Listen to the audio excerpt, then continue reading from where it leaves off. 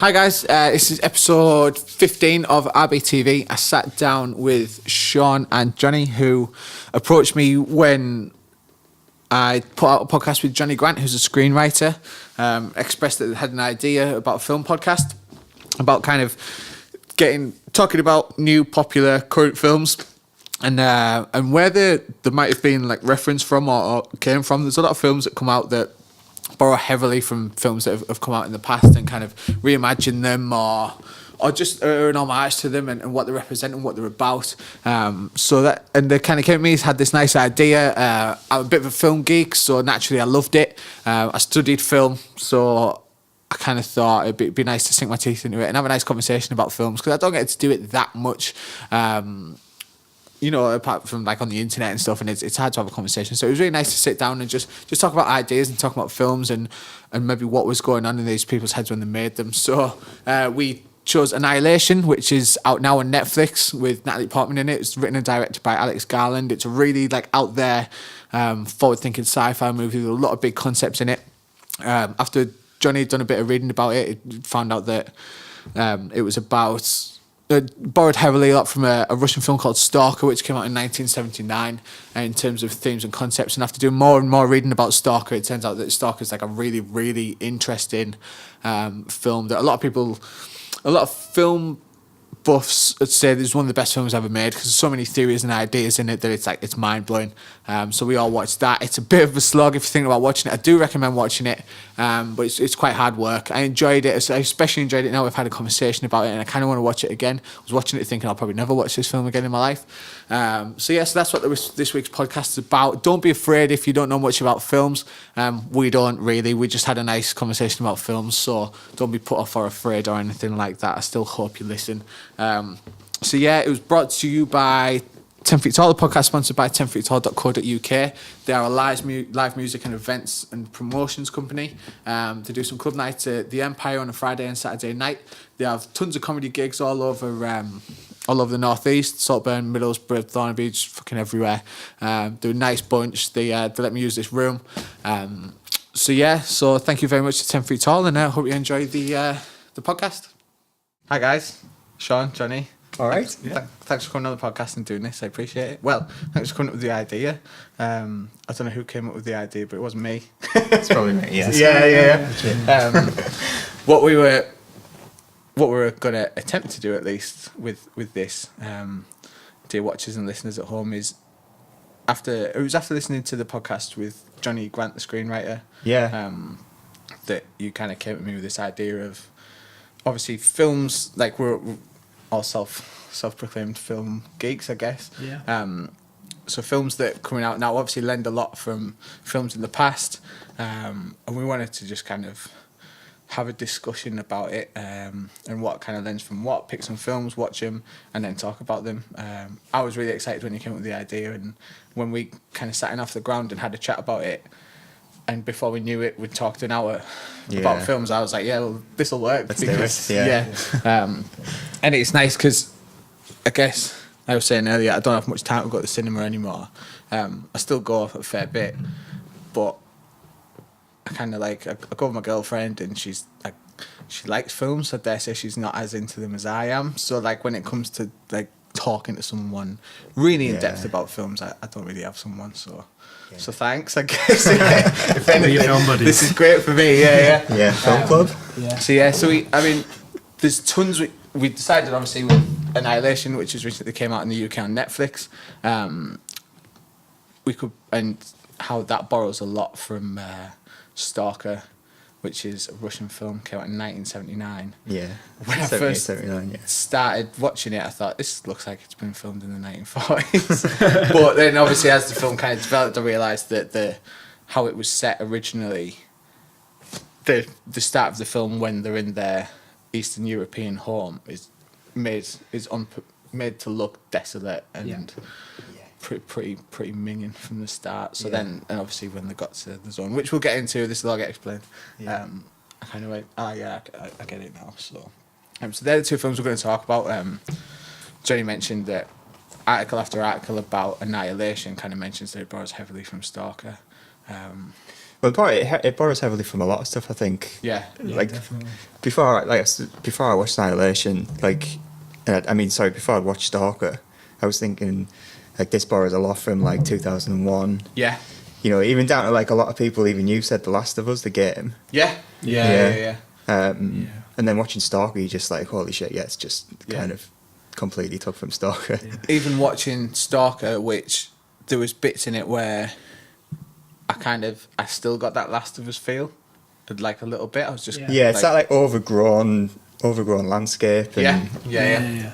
The kind of post-apocalypticness. Yeah, it's Of very it. like green and like a lot of like overgrown nature and stuff like that. What's funny, I'd seen loads of like I'd read a couple of articles and stuff about Stalker before, and I wanted to kind of just get my head round it, as you said before, like a 3-hour Russian It's intense. film. Yeah. Can be quite, like when you said intimidating, I think that's the perfect word to describe kind of sitting down and watching a film like that. No, I've been intimidated for like a while. Like I've kind of read about it before, and it's been on like my watch list for a bit. But it's just like, it's just too intimidating. It's like one of those kind of like real like cinephile films. Yeah. Where it's like you watch some of them films sometimes, and you just like. It's just too far beyond me. Do you know what I mean? Yeah. But to be honest, like when I actually sat down and watched it, I don't know if it's just because obviously I knew I was going to have to like deconstruct it a bit for this. Yeah. I didn't find it like that difficult to get into. Like, I think that was because we went into it knowing Possibly, what kind yeah. of film it was gonna be, instead of just being like, oh, it's just like this film, and then just going in and being like, whoa. Yeah. It was But to be honest, like the beginning, or at least like maybe even like the first hour, is like pretty accessible. Yeah, definitely. It's quite like, I mean, it's probably the slowest film I've ever seen.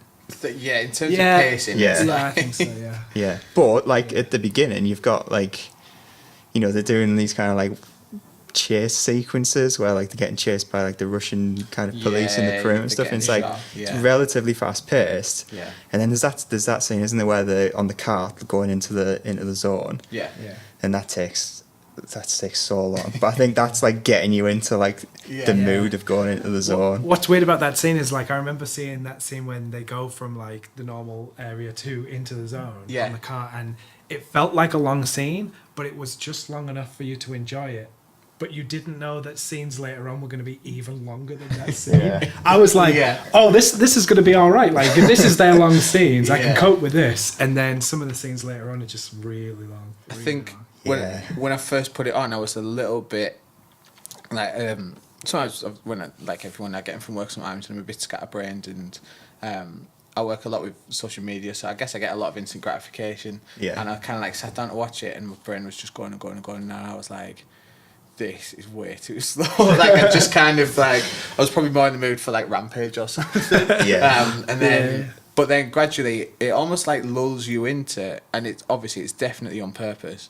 But when thinking back into it now, like even the pacing of the film lends itself to that kind of miserable Eastern European like drabness of what it's trying to accomplish, I guess.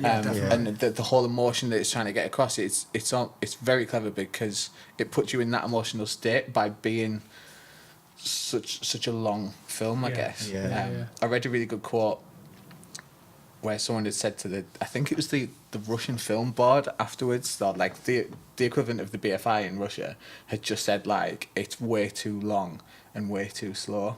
And it said this to the director, and he said back, it's this long on purpose so that when people sit down to watch it, they've got ages to realise that they're in the wrong film. Yeah, so I think I've seen this, so they can leave. Yeah. I know, like, I can't even imagine, like, something like this getting made now. Yeah. Like, it's so kind of ballsy. Yeah.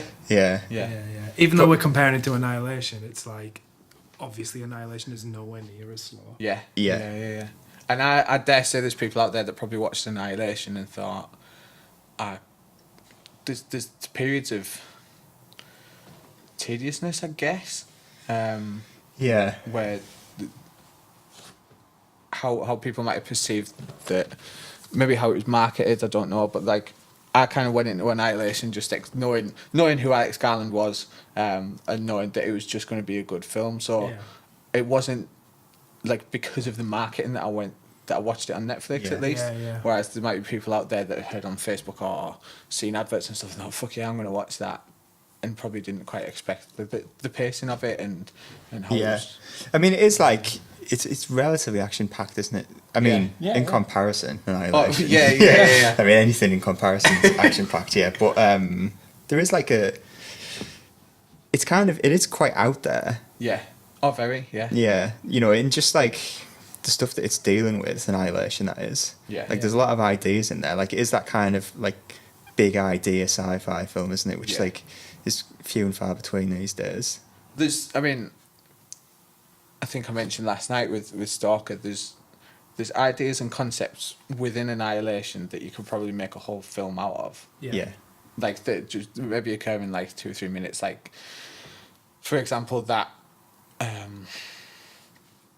is it where it's like a bear that kind of takes on that person's voice, and like that could be a monster in a horror movie, and it's just about that 100%. thing. You know what I mean? Yeah, Definitely. Similar to Stalker, in that there was whole ideas and concepts that were almost throwaway lines in it. I can't think of any particularly now, but they have they have huge conversations just about like art and music and you know, like philosophical ideas, which like, you know, just in conversations with each other where, you know, that can last like 15 minutes. Yeah. But that conversation that they have, you're like, that would be somebody's pitch about a film now or something. They've got, this is what I'm going to make a film about. I'm going to make a film about a writer who, I think it's towards the end, the writer in Stalker kind of says like, why do I even do it? Like, I hate it, and it's just like the most tormenting job in the world. And you can kind of see the script writer going like, I fucking hate my life. Like, I live in Eastern Europe and I make more money as a screenwriter. You know what I mean?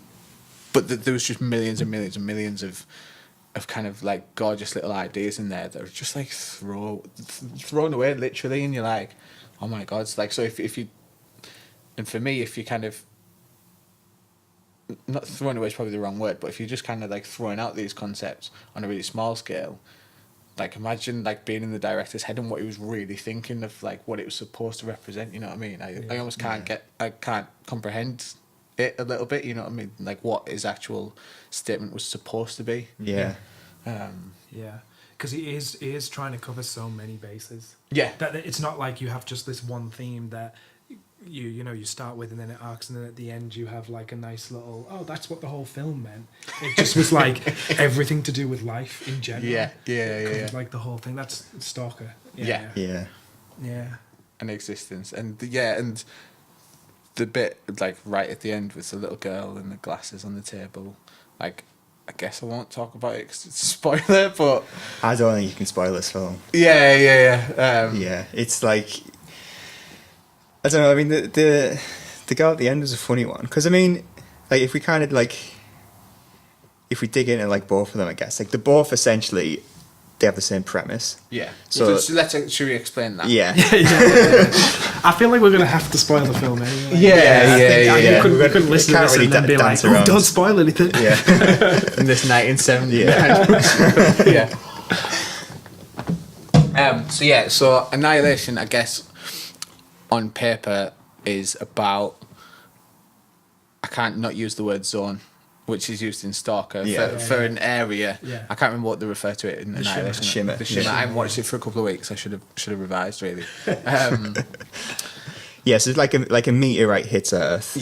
In Annihilation, and it hits into a deserted lighthouse on a beach. And it expands outwards and creates this zone, what they call the shimmer, where people have entered into it and haven't came back.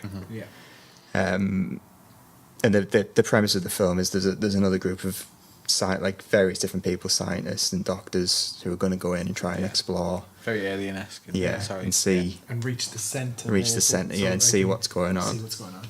That's kind of very loosely what the. I mean that's not really what it's about, but that's very similar to Stalker, which it doesn't like. The thing with Stalker is it doesn't explicitly say, or it doesn't. I don't even think it necessarily in the film proves that the zone is anything. Like, the zone could 100%.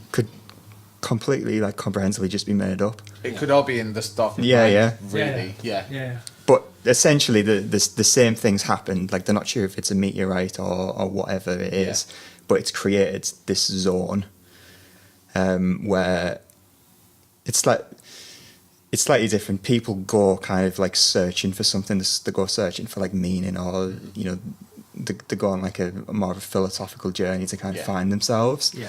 And there's stories of people going in and, you know, getting everything they desire and riches and things like that. Yeah. From the room that's in the from the room that's at the centre of the zone. Yeah. So they are, you know, in that just like basic premise, they are very similar. Yeah. In concept. Yeah. Yeah. And then, I mean, even they're just. I mean, they're both so different, but still like really so similar. It's bizarre, and as you were talking about, kind of Stalker there, more and more things keep popping in my head, and I keep thinking, I need to rewatch this film. And I was watching it going, I'm probably never going to rewatch this film. It's strange, isn't it? But yeah, like you said, like Annihilation takes so much from sci-fi's, but it's so explicit, the concept. Yeah. Like, I mean, it's just like a big area that you're not supposed to go into, but people are going into, and something happens while they're in there, and I kind of like instantly, obviously watching Stalker, none that we were going to talk about Annihilation. I think regardless if I'd watched Stalker and then Annihilation, I'd have been like, oh, he's just done that. You know what I mean? But taken to further. What's quite nice about like the comparison between the two is they have like this area of like quarantine by humans. So you have like the outside world, which is like guarded by human, like maybe military presence. It's kind of like not the nicest world to be in. And then you go into this zone that's actually like supposed to be a threat to humans. Yeah. And it's actually nice. Yeah. In a way, and it's natural, and there's nature overgrowing, and it's water, and the colours are all there, and like in Annihilation they do a thing where it's like muted kind of colours, and then when you go in it's all like super oversaturated colours. Stalker does the sepia tones, and then when you go in it's all in colour. Which when I first watched Stalker, that was the thing I was kind of confused about, the fact that this is supposed to be the dangerous place, yet the dangerous place looks like the nicer place. Really nice. Yeah. But I think that's kind of like visually within Stalker, that's shown with like the sepia outside world. Isn't it? With like that kind of war-torn, you know, war-stricken, desolate city that's, you know, completely destroyed. Because, I mean, it's interesting, I guess, that it's set like. It's like 78, 79, isn't it? So it's kind of like obviously post World War II, but you know, kind of Cold War Russia, where you know you've got that kind of like human barricade that you're breaking through to get to like another better place. The Berlin Wall was still up there. The section of the film at the start of Stalker where they're in the Stalker's house, and even in the pub and stuff before they kind of make the journey. It looks like it was made in the 40s. Even down to, if you think of 1979 in cinema in general, I mean, off the top of my head, I can't think of any films that were out. But if you think of like 80s cinema, or even late 70s, late 60s British cinema, like the quality was a bit better, and I guess life was a bit better. So at the time, I think I was kind of viewing it as if it was set. It might be set in that time, but I don't know what 1979 Russia was like. So you know what I mean. But I just kind of based on my knowledge of the rest of the world at that time through cinema. I don't know if it was set a bit further behind. If life was, it was bizarre, the setting, I think, because I was just kind of watching it going, this feels old until they get into the zone.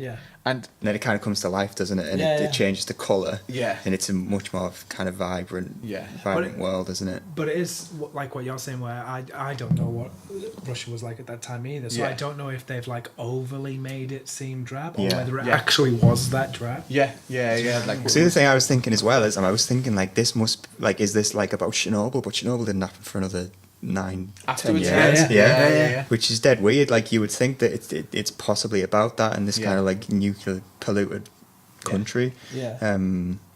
What I find really strange is it was almost like a premonition.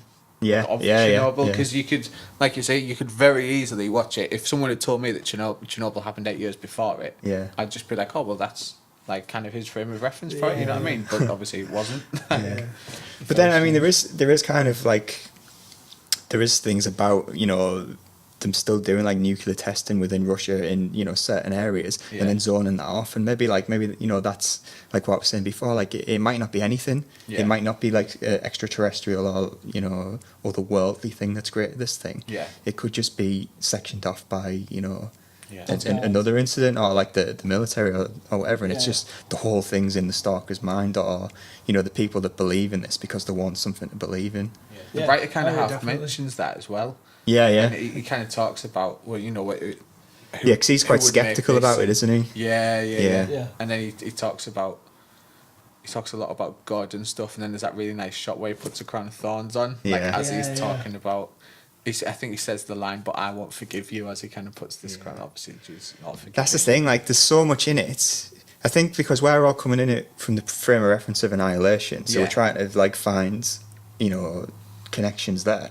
But like, you could go in it just seeing it as like there's so much religious imagery and talk. Like if you went in with like someone who knows what they're talking about, like a religious scholar like from Christianity and stuff, you're probably going to get a completely different film from it. I feel like if say we lived in America, England, whatever, and that film came out in a cinema and we went to see it in the 80s, I think you'd be blown away by it. I think now, I mean, it's always going to be an issue with technological advancement. I mean, realistically, it was made 40 years ago. But I can see how it would have had like a massive impact for anyone that gave a shit about films at the time. You know what I mean? Your average kind of consumer probably wouldn't have cared. But even now, like you watch it and like some of the shots are like absolutely mind blowing. Like it looks like absolutely amazing. It's nice, isn't it? There's some really amazing, like even though it was like a smallish part of the film, all the stuff in the train yard where they had some really like long shots. Like there was that one where the car kind of like came towards, and then it moved across, then it went far away, and then they were doing stuff in the distance, and then like it may have panned across, and then someone was doing something over here. There's some really clever shots in that bit.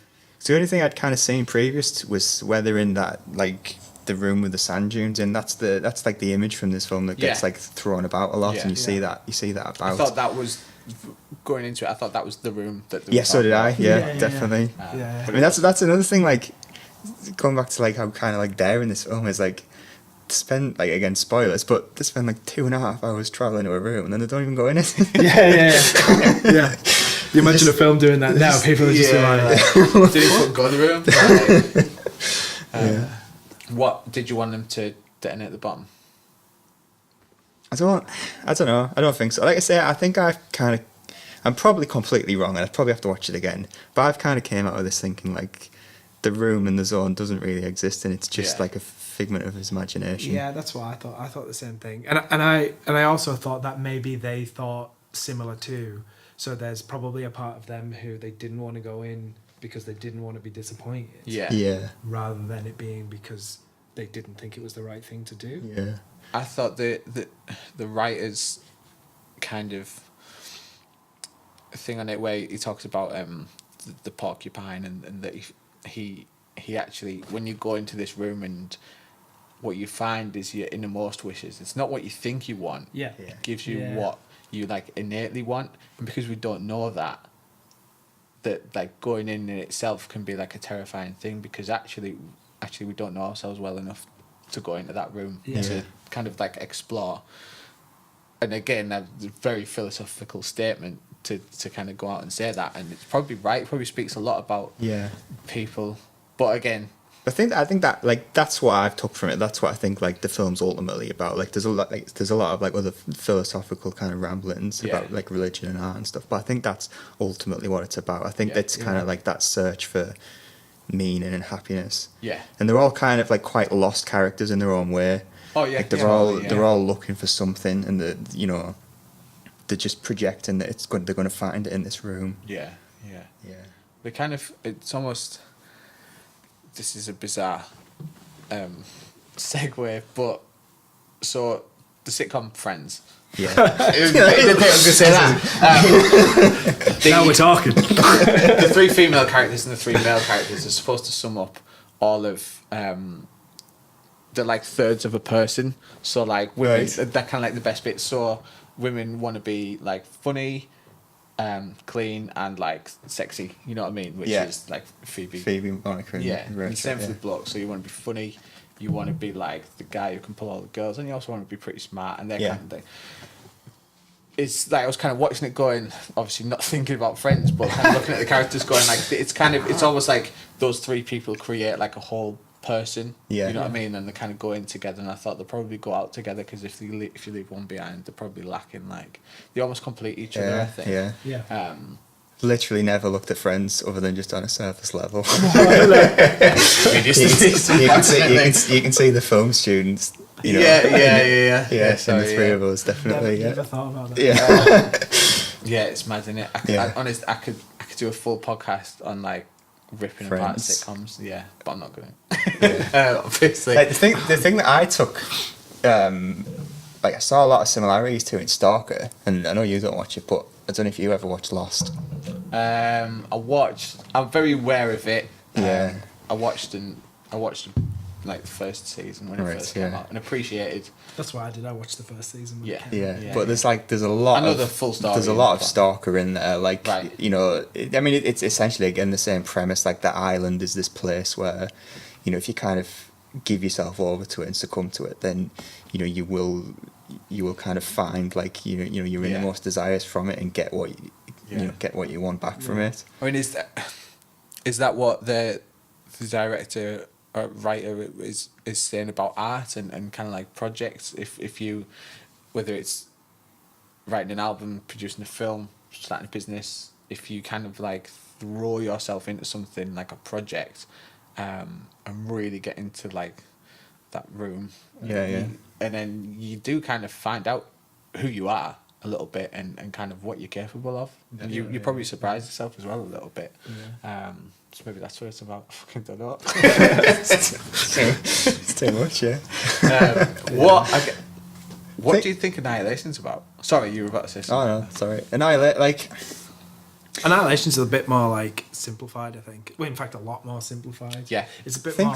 Yeah, I think so. Yeah, like you were showing me, like the scene from the beginning of The Thing, where it shows basically like it sums up the plot in the opening scene. Yeah. Like you're essentially, it's like unambiguous, like you know exactly what it's about. The start of Annihilation is because the meteorite hits Earth. The meteorite hits, Yeah. so you know it's something from space. Yeah. It's not just either in someone's brain or in someone's mind. I guess it could be if you... And it is like shot for shot taken from the beginning of The Thing as well. It's very similar, yeah. But I think like Annihilation for me like is more about destruction and self-destruction. I think Stalker's probably a bit more positive. Like, I think Stalker, like, you know, it's a bit more about like searching for like happiness and hope, like we've mentioned. But Annihilation, I think, is the opposite. I think Annihilation's about kind of death and destruction. So Stalker's like on a more philosophical level. Yeah. Whereas Annihilation's more just about like the process of being human and how we live and die, and how natural, and that natural process of dying.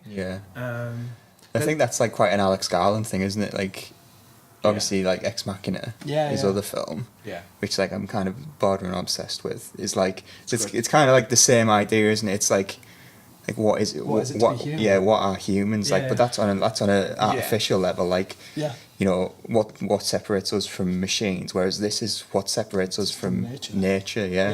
And why do humans think that we're any different from like plants or anything like that? We're just like a group of cells. And what is exactly what is it like? What we made up from in like a molecular level. It's almost like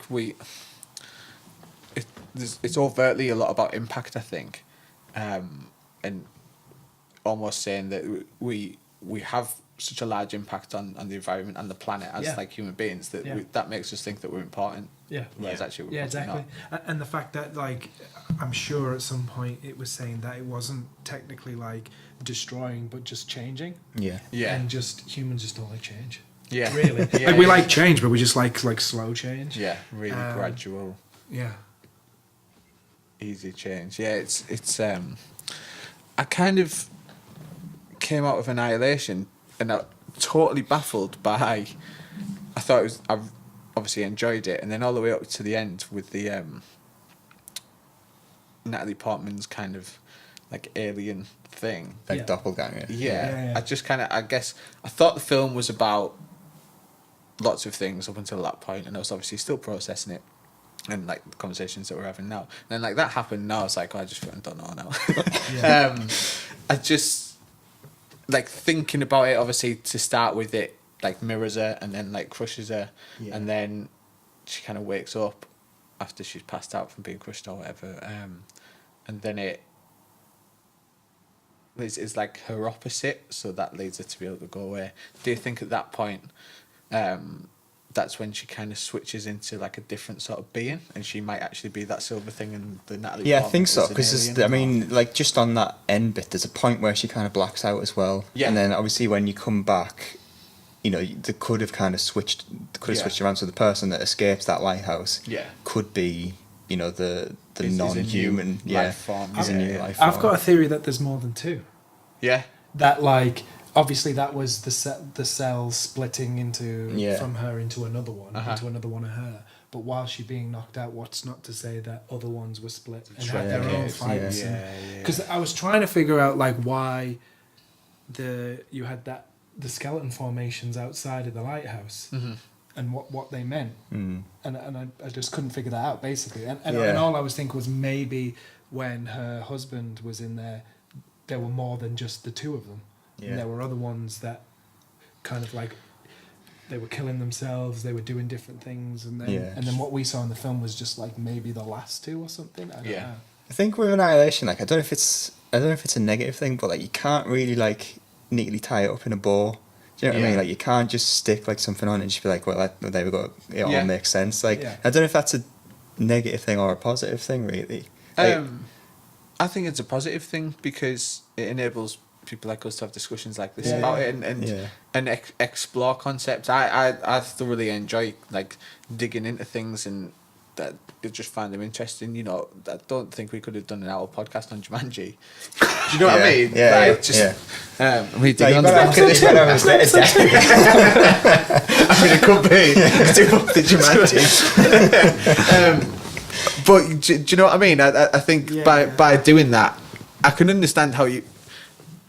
Like, I guess you're not saying it's like a negative thing into like because it's a good film. Yeah. But in terms of like being able to try and figure out what it is. On it. Yeah. But like I say, it helps you be able to explore it and think a bit more. I think it's got that end of the Blade Runner feel to it. Do you know what I mean?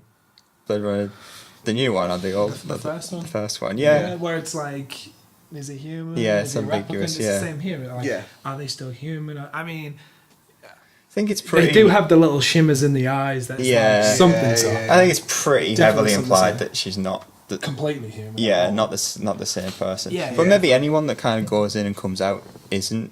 Well, that's how the they other are thing. when Has she just been affected? So she's still the same person. That silver thing's still in Silver Thing Land. Yeah. Has she just been like affected? Like the daughter, I guess. So Oscar Isaac definitely isn't the kind of human Oscar Isaac that went in. I can't remember what his name. Kane. He definitely isn't the same person that went in. He's the different formation of him, his like character. Or is he? Yeah. But again, well, is it the same person? Then his molecular structure's just completely shifted. So therefore, you know, like if you take apart brain matter and try and reassemble it, do you have memories? Because we actually don't know what memories are and how we're still not sure how they're formed and recalled. You know what I mean? Yeah. So is it that? Because we were getting Alex Garland done, really, couldn't we? But again, it goes back to Ex Machina, like the ending where she escapes and she's kind of just like out in the world on her own. It leaves it ambiguous to like what's going to happen next. Like it's basically the same ending. Yeah. Maybe he's going to make a third one where they kind of team up and create some sort of like a buddy cop extraterrestrial superpower. Yeah. Be the new Avengers. Just form X-Men. Yes. Just a really slow build up of the new X-Men franchise. Yeah. Do you think that the girl I find the girl at the end of Stalker I find it really bizarre because it feels really out of character for the rest of the film, because the rest of the film is so ambiguous. And then it's like, oh yeah, his daughter's got telekinetic powers, and you're like, what? This is my theory, right? I mean, it's probably a common theory, but my thing was like, at the start of the film, you have the train moving the water beside the bed. Yeah. But like just after she's moved all the water, the train's going past. Yeah. But what's not to say that it created those vibrations as it was heading towards, and the glasses were just moving. I don't know why they would have shown or had the train go past just after it happened, unless it was just a throwback to the start scene. But then I was like, but then she was moving the glasses at different paces. Like you said, it doesn't really fit in with the rest of the film, or does it? Like not one thing in Stalker proves that like there's something weird going on. Yeah, like it's except that at the very end. Like there's that one moment where the writer kind of is walking towards is it like the barn? Or that's where the room's supposed that building, to be, and he hears something and he turns back. Like that's literally the only kind of like weird thing that happens in the film. Yeah. But that's just like, in my eyes, just him being spooked and hearing something in his head, maybe. There was also that other bit where they leave the guy who's going back for the bag, and then they take a route like through the and they end up back to where he is. Yeah.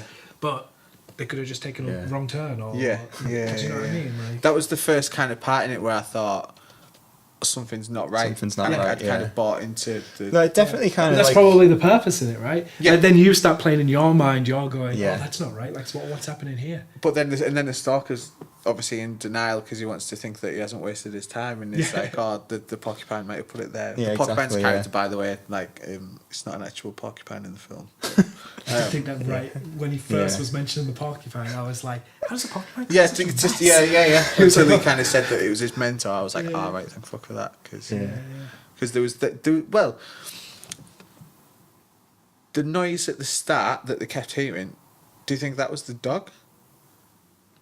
It may have been at the start of Stalker, because I'd kind of forgotten about that till we mentioned, because that's when they first mentioned porcupine, when they first get in off the trolley and stuff.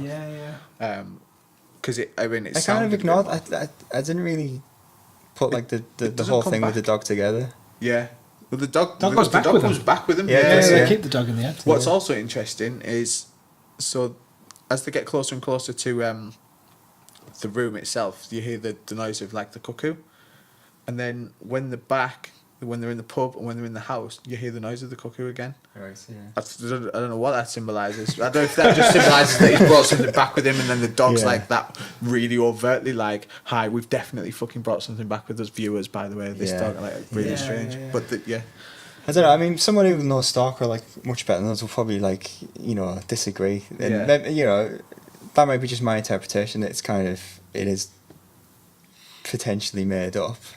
But it seems to make a lot of sense to me, I think. And it's just kind of like I say, it's just it's their like inner search for happiness. Yeah. I think that might be like, in terms of subtext, I think you're dead on. And like overtly, I don't know, that there just is a couple of things to kind of say like what it is. But again, then you got Annihilation, and it's like, here is a meteor, this thing has... Yeah, like, it's Annihilation's unambiguous, like, and then there's all the stuff that happens in the shimmer where, like, it clearly is something, like, extraterrestrial. Something different happening. Yeah. Do you think that had Andrei Tarkovsky, if that's how you say his name, had the technological capabilities to do something that overt, instead of just having a sepia tone and a really saturated tone, that he'd have went for it? Then we might be talking about the film. In a totally different light. I think he probably made exactly the film that he wanted to. I think so too. Like I say, he's kind of, it's very singular vision, like, I'll do it, I don't give a shit who likes it. And there was capabilities for special effects in the 80s. I keep thinking that it was made in fucking 1939. I've never seen... It's on a green screen. I've never seen Solaris, which is obviously one of his other kind of big films, which I don't know if that's a bit more overtly kind of sci-fi. It's a while since I watched it, but it definitely is. I mean, it's like, it's in space. Yeah, I feel like add that to my list. Almost his directorial crack at the whip, and he just had to kind of go, I'm going to make a sci-fi film, it's going to be pretty good in terms of like a pitch, because that was his first jump from writer to writer-director. So it, like I say, it's a long time since I watched it, but it feels a bit more overt in terms of its... I might rewatch it actually and see, just just to see the ending, 'cause I can't really remember it. But yeah, definitely Annihilation. Like there's no ambiguity to it. There's obviously something going on. yeah. Do you think that that's just a symptom of current crowds and having to get funding from a decent studio to make a large budget film? You kind of have to be pretty overt. If you'd went, it's like if it's too ambiguous, it just wouldn't have got made. Yeah, I mean, you don't really see anything quite as ambiguous as the Stalker being made. But I mean, I don't know why it didn't come out in cinema in the UK. I don't know what the reason was. I think it's just Annihilation. Yeah. It got Netflix US released, didn't it?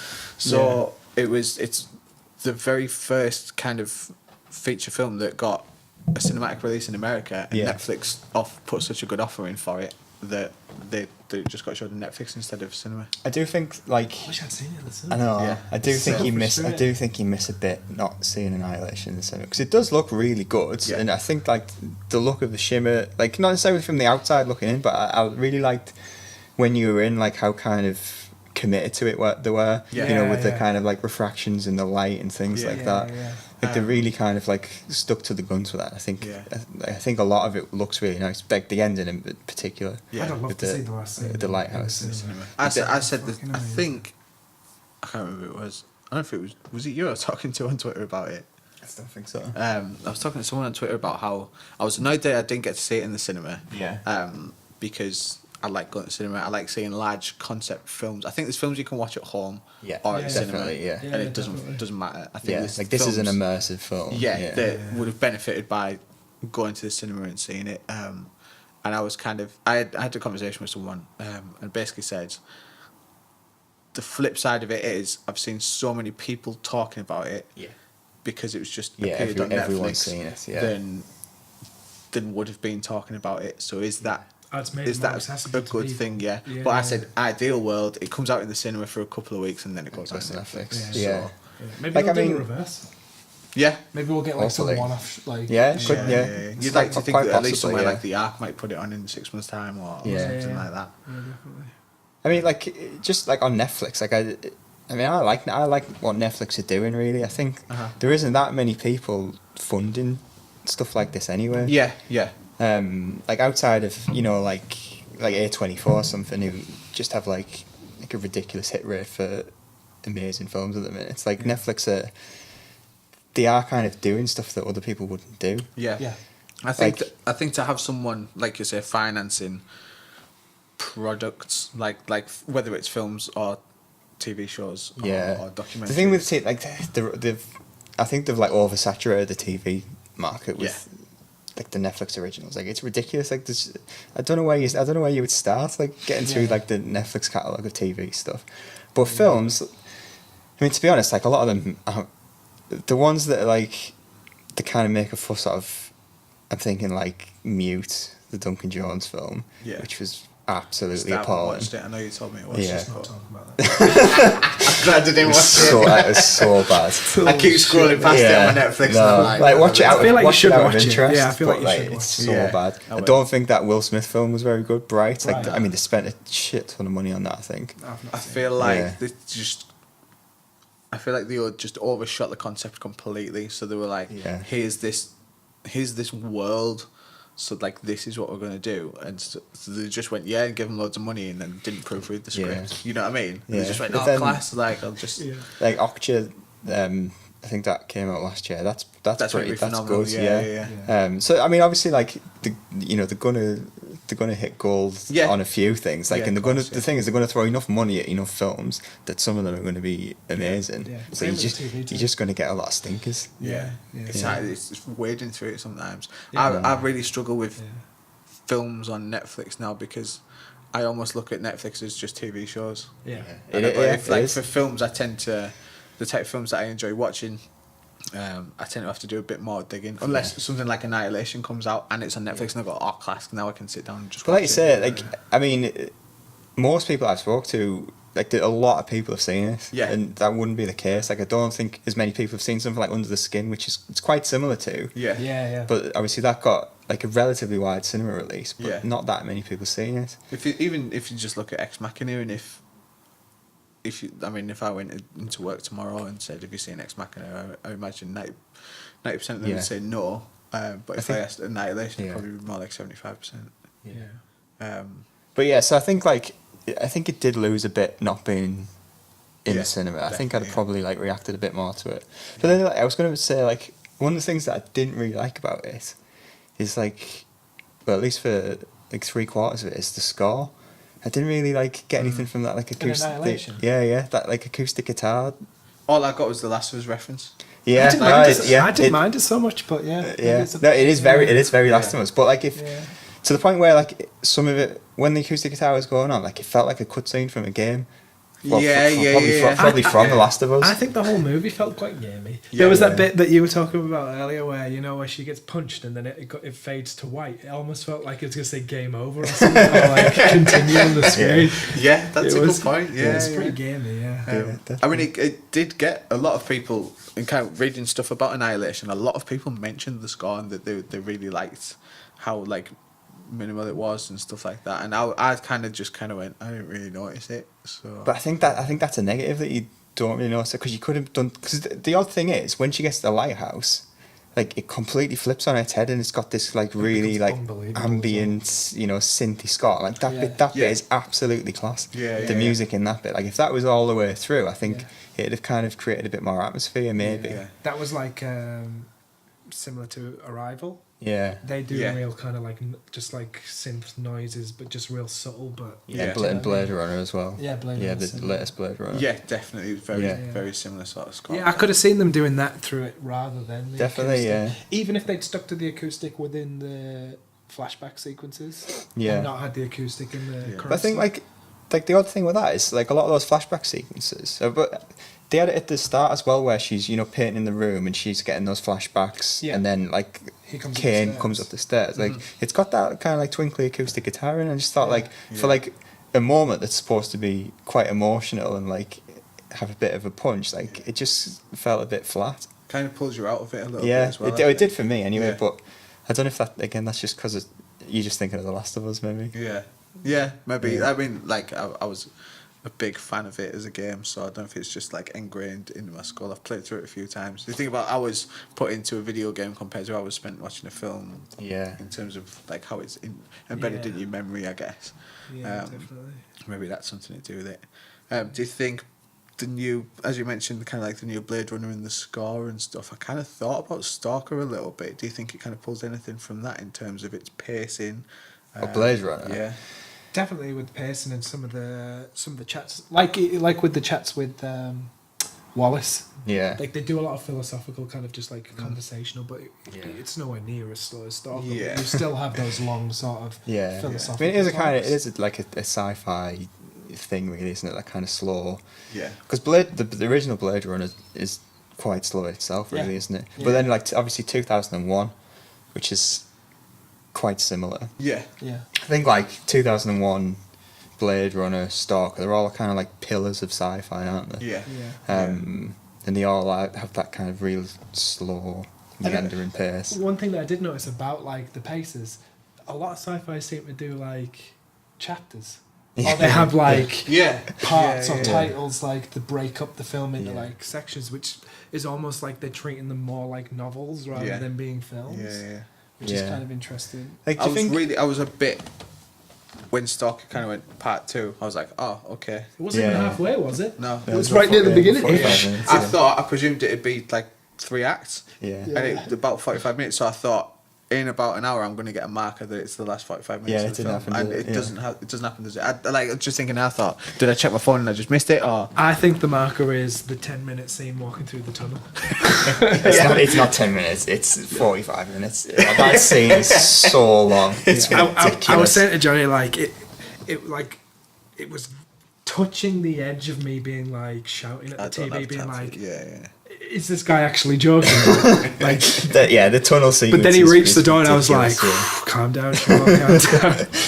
Do you think like there's something about sci-fi that it like inherently kind of borrows from each other? Like it seems to be. You mean more so than other genres? Possibly. I mean, all genres have codes that they adhere to, I guess, in order for them to be put into a certain genre. So I mean, it might be part of just kind of like the filmmakers then tend to enjoy being filmmakers really overtly and being like, I have made a sci-fi film and these are the rules that you follow. So if I'm going to make a sci-fi film, it's going to be quite slow paced because I want to immerse people in it.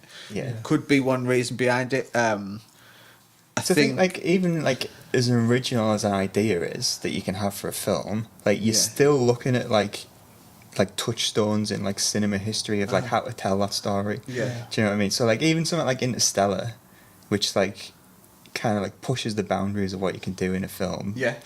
But like there's still shots in it that like is pretty much taken exactly from 2001. Interstellar in a way is just 2001. And it was, it was made like 50 years ago. But like obviously like we've moved on a lot, but we're still kind of like visually.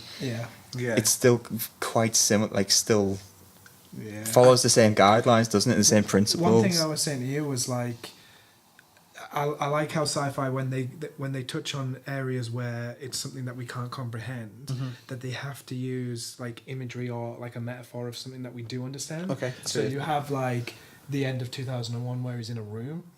And you have this in Stalker where they reach a room, or in Annihilation where they reach a lighthouse.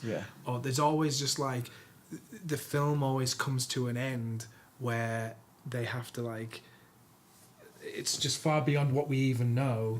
But to show it, it's like they have to encase it in something. Something that like. So it's just like, I understand a room. Yeah. And then you just have to like take that room and be like, what does that mean? Yeah. Like it's not just a room. It means something. I find but they have to put it into. But I get, like you say, I guess like all genre films have those kind of like touchstones. Like horror's probably similar.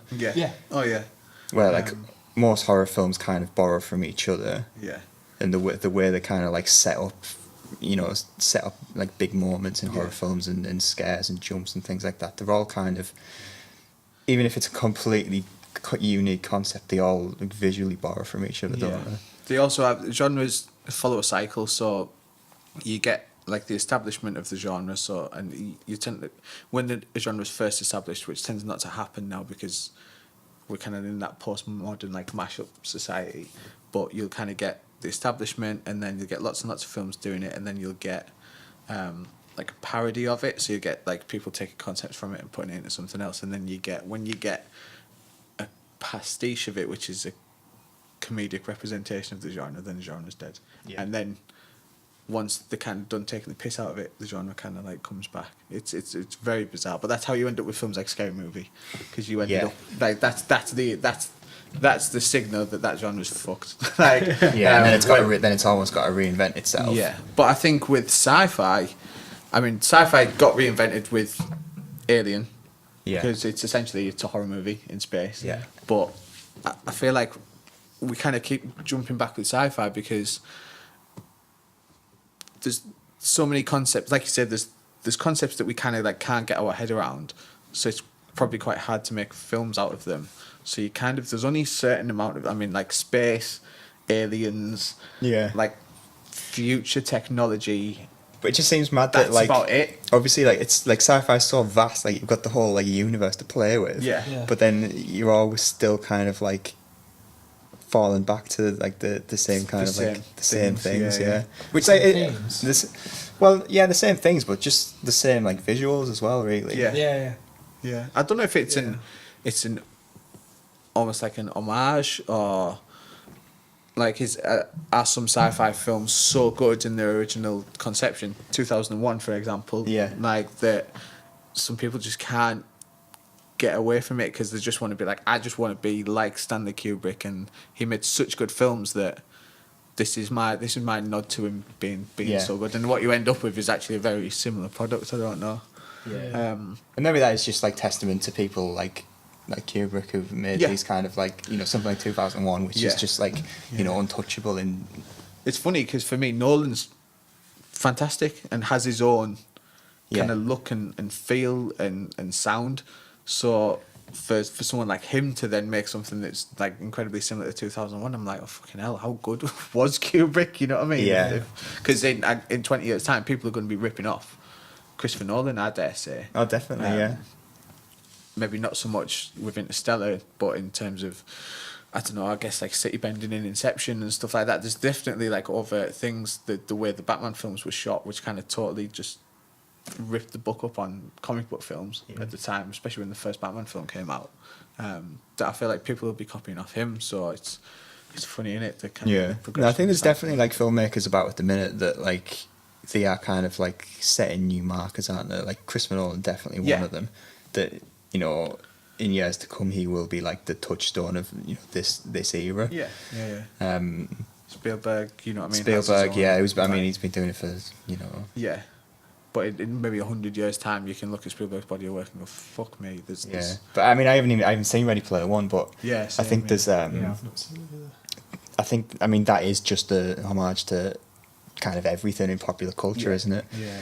But even in that, I think there is like a scene where they go to the Overlook Hotel from The Shining. Really? Yeah, and there's a full scene that plays out in there. So even that's kind of like, you know, harking back to Kubrick, which it's a film.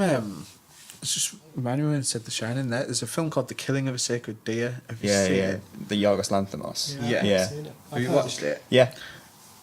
Felt a lot like The Shining for me. Yeah. Kind of like watching it, but the things that he used, I mean, they may have been established before The Shining, but were like tactics to create suspense. But so I was kind of watching it going, it's so like overtly kind of like a nod to Kubrick, but then I was going, was Kubrick just so good at creating suspense?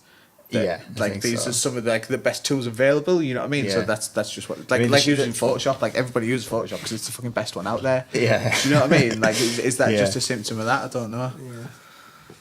Yeah, I didn't get the Shining references so much from Killing of a Sacred Deer. I mean, The Shining's like absolute like all time favourite film, like number one.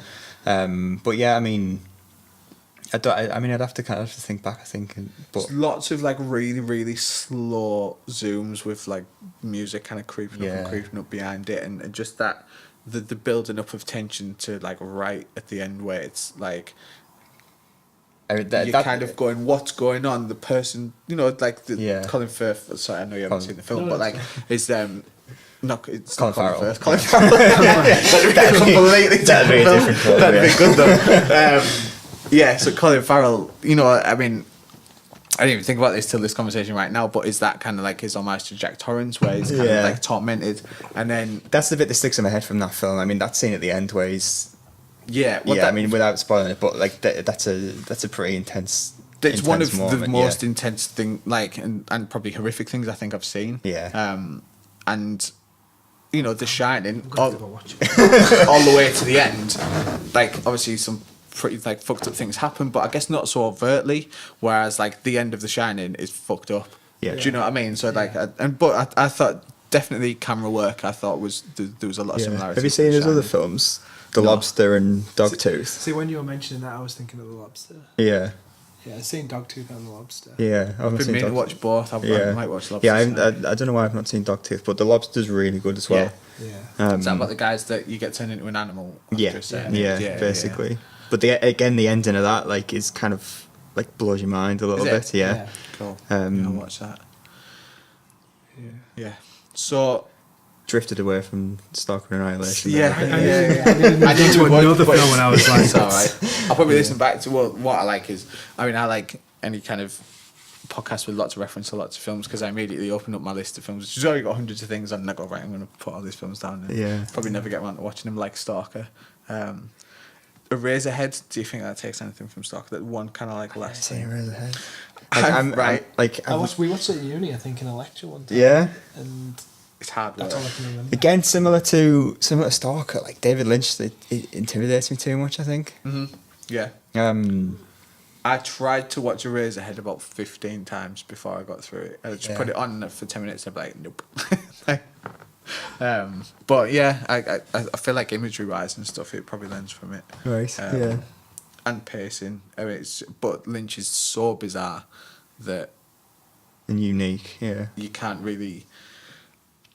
Like with Stalker, there's a lot of things and themes in there, whereas that you can kind of not latch onto, but at least have a nice conversation about. Whereas with like David Lynch films, I'm like, I don't know where he's going with any of it. Yeah. So like, maybe Yeah. he's just kind of taken that and just really fucking gone. Yeah, it's like with Stalker, even if you don't understand like a lot of the stuff or like the imagery, I guess, or all the metaphors, you can still take what they say. Like what they say isn't like abnormal. Like they're just philosophical. Do you know what I mean? I feel like that those conversations that we kind of mentioned in Stalker, you can philosophize on that for a while if you wanted to. If you just wanted to kind of sit and think about it, as some people like to, like you could do that with like any kind of like any tangent of it. There's maybe 100 things in there that you could spend a couple of hours thinking about how it might apply to you and your life and what you might do moving forward. So there's like a few moments as well which, like, I don't know if he's trying to like hammer home like the point of like what he's talking about at that particular time, but there's a few moments where like the character just like starts having like a monologue and starts talking to the camera like directly. That happened a couple of times. Yeah, and I thought like, is he looking at a character on the other side, realizing that all the characters are on that side of the camera, and he is talking into the camera. So every time he did that, he did I think you probably all know it's called there's a thing in filmmaking called the 180-degree rule. So if you're filming a scene, you've got to imagine that there's like almost like an imaginary line, 180-degree line that you don't pass with the camera. Yeah. So everything is kind of like you can go to here with the cameras, and then you can go all the way to there. When you go there, it messes with your head a little bit, and then it essentially it takes you out of the film, and anything that takes you out of the film is a bad thing because you're supposed to be immersed in the film. Yeah. But it makes you go and the second you go you've lost the viewer. It does it 3 or 4 times in that. I don't know if it's on purpose. I don't know if you just.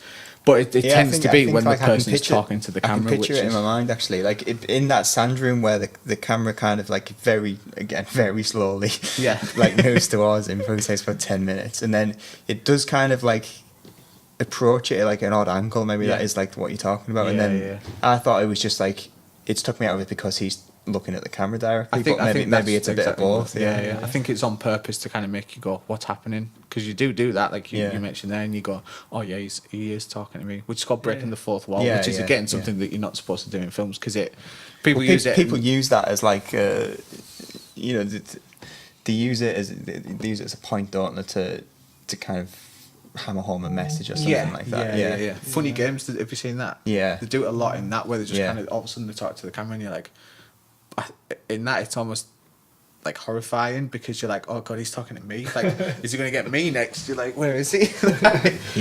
Which is quite an interesting use of it, but that comes in, you know, obviously there's exceptions to every rule and rules are there. Once you understand the rules you can then break them in order to create whatever you like, I guess. So maybe he was the first. God, Andrei, rest in peace. I did feel bad though when we watched it one time. Like I feel like Stalker? I haven't done it justice. Like watch it for the second time and really like instead of watching like the whole thing as an unknown. Watching it and really focusing on like some of the dialogue, some of the scenes. But it might be interesting if like further on down the line we watch it again and then come back and talk about it against another film or something. Like I watched it like 3 days ago, and like I've thought about it ever since, but like I don't think we've scratched the surface of like everything that's in there in Stalker. I read a thing just before I came here when I was kind of just looking at articles and stuff, and someone somewhere has written like a novel about it and about what every scene could mean and like represent. I think so. My friend lent me the book, and I was like, I'm not going to read this before the podcast to begin with. And then the other thing was, I thought like it might be quite nice going into it with my own ideas. Because all I would have done is there'll just probably be a lot the book. in there.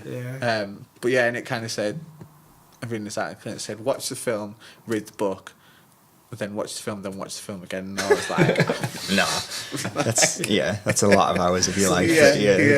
But and I guess watching it, like I said earlier, I was watching it going, I'm probably never going to watch this again. And now just after having all these conversations, I'm like, I might put it on when I get home. It's definitely in a curriculum somewhere, isn't it? Just to study that film. Yeah, of course. Definitely. But I've seen Annihilation twice now. And I liked it a lot more the second time. Did you? I did as well. Yeah, I watched it last night actually. Yeah, and I did enjoy it more the second time around. Yeah, I think I might watch that again.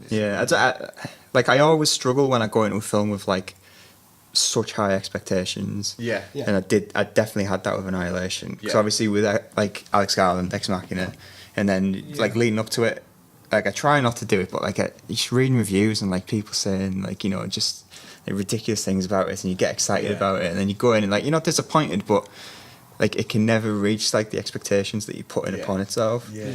I think that's kind of what happened with me with it. Because I mean, I'd read so many things about like the last 15 minutes like just being like the most intense, like terrifying thing you're ever going to see.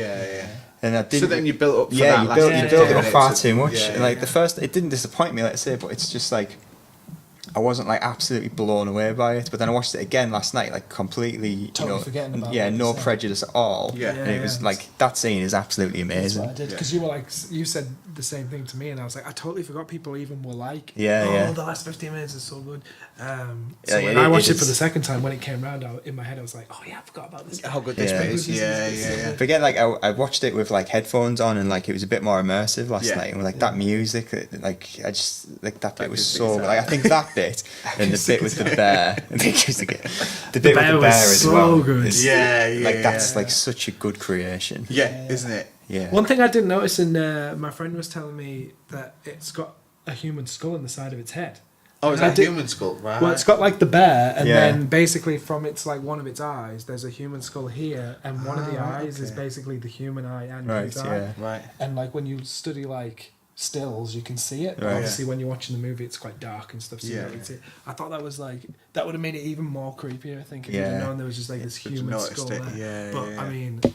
The screaming alone was creepy enough, wasn't it? And there's that bit again, like talking about inspiration, like influences, where the bear kind of like comes over Natalie Portman's shoulder, like it's absolutely taken from Alien. Yeah. Even just kind of like getting the group of people to go into the place, like a scientist and so on to like explore this was very Alien. Like we are going to explore this thing with this set group of people. Even just having a female lead. I know Alien were coming obviously like very. One of the originators was Sigourney Weaver and stuff, but kind of just doing that all-female thing, which is very, very big in Hollywood at the minute. Which is a good thing, I'm sure. I haven't seen Ghostbusters, so I won't mention it. Well, you said about Ghostbusters, didn't they? Yeah. Those brown jumpsuits and the proton packs. I know they weren't proton. I said that when we had a chat before, didn't we? Yeah, about Annihilation and Ghostbusters. That's a like funny touchstone, but like it is there. So like, similar, there's so much in there that's borrowed from like other stuff. The kind of the shimmer was a bit like ectoplasmy as well. So it's that scene when they're walking towards it. I was like, that could have been a scene from a Ghostbusters movie. But like even the end as well. Like when I was watching it the first time, I was just thinking, well, that's just taken from 2001. Like the bit where she goes through the tunnel into that room, and she's staring into. And she's staring into whatever that. That like those like like that's absolutely 2001, and then you kind of like just find yourself in this white room, which is basically the end of 2001 in the bedroom, and there's a lot of kind of nods to it there. I like this idea of like a lot, especially towards the end of like sci-fi movies, it does focus a lot on like eyes, and I don't know if that's just because. Back to Lost again. Eyes are very like. Is that a Lost thing? Yeah, but it's not a Lost. It's not a Lost thing, but they use eyes a lot as. Like eyes just seem to be like this thing that makes us human. It's what like we look at each other when we're like talking to each other, and like everyone's got similar to fingerprints. Have got unique eyes. So Blade Runner again, they use the eyes to figure out who's human and who's not human. Lots of zombie films do it as well. Yeah. We do at the end of Annihilation. It's like that's the clue. It's like a sci-fi eye thing. Definitely. Yeah. Cool. But in the end as well, in The Lighthouse, another thing I was sort of reading about was, how the main military woman, you find out like she's got cancer. Yeah. And it almost gives you this impression that like she's going in there because she's got nothing left to lose. Yeah. But she's the one who goes down into the hole. And like people are saying that she's actually like infecting this thing with her cancer. So when she becomes part of that thing, that's why instead of what happened to Zane and the fire just kind of like, was it Zane? Kane. Zane. What happens with Kane and it just kind of lights her up and she dies. It kind of spreads. And then when the fire spreads, everything starts lighting a fire. And and it's like the cancer spreading across like the whole area. I think there is a theory that like the whole thing is about cancer, which I think is a bit, it's a bit too neat, maybe. For, I've heard that. Yeah, the same it's a thing. bit too overt, isn't it? Yeah, a It's little just kinda bit. like, oh, I mean, they yeah. do make the cancer metaphor quite a lot. Yeah. But Yeah. I think that's more in terms of just how Even the shimmer How looks a the- bit. But I just think like that goes. how I the cells are, like, yeah, spreading. And I think that just goes back to it being like more about destruction and, Yeah. and Yeah. self-destruction and human Yeah. destruction. Yeah, like Yeah. in whatever form that takes. Yeah, which cancer is a form Yeah, of. exactly. Yeah. Yeah. Yeah, I don't think it quite does it justice to just say. Yeah, it's about cancer. It's, you know what I mean. There's obviously Yeah. so much more to it, which we've discussed. And then there's like, you know, in one of the flashback scenes, Lena's like reading a book, which is essentially about the first cell that humans made. That basically I've it seen doesn't that, have like expiry. Yeah, Like how yeah, cells yeah. normally expire after a certain multiplication. Yeah. It was just about how someone had come up with a cell that doesn't do that. Yeah, essentially. and that's what that book's But that's about. like playing God, right? Yeah. And again, there's a lot of sci-fi movies are about like playing God, maybe like Yeah. humans kind of thinking they're Prometheus and yeah essentially. more than nature, essentially. Yeah. Yeah. Cool. We've done just over an hour there. Tend to kind of blow people's minds if I go a bit further, and they're just T-siders tend not to have the attention span. Yeah, so, it's pretty deep one as yeah, well. we'll probably It's call pretty it there. deep. But yeah, Yeah. I really enjoyed that, and I think people listening to it will as well. Yes, So do it again. we'll have to Pick an easier choose the film two next time. films. Do Jumanji next. I do think Stalker You was know what? a heavy one. I think. Yeah, it definitely was heavy. But after having that discussion and talking about it and stuff, I'm like, well, yeah, like you have to find films with enough about them to have a good discussion about it. I think because as I said before, if we just pick two fucking Hollywood films, but there's so much out there. I mean, We definitely only scratched what both films, I think, especially Stalker, we only really scratched about what Stalker's about. yeah, It is refreshing to see like a modern film with that many ideas in it, like Annihilation. yeah, Yeah. definitely. Sci-fi seems to do that, though, I think. Yeah, definitely. Yeah. Cool. So yeah, we'll pick some more films. We'll do it again, definitely. Yeah. All right. Awesome. Thanks, dude. Always. Sweet.